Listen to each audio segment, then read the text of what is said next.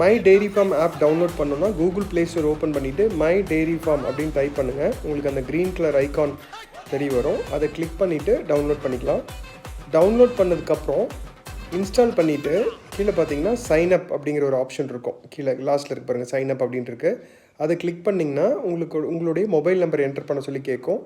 Mobile number enter பண்ணிவிட்டு verify number through ஓடிபின்னு இருக்குது, second line இருக்குது இல்லைங்களா, அதை கிளிக் பண்ணிங்கன்னா உங்களுக்கு ஒரு ஓடிபி வரும். அடுத்தது வந்து யூசர் நேம் போட்டுட்டு இந்த ஓடிபி வெரிஃபை பண்ணிட்டீங்கன்னா நீங்கள் பாஸ்வேர்டை சேஞ்ச் பண்ணிவிட்டு லாகின் பண்ணிக்கலாம்.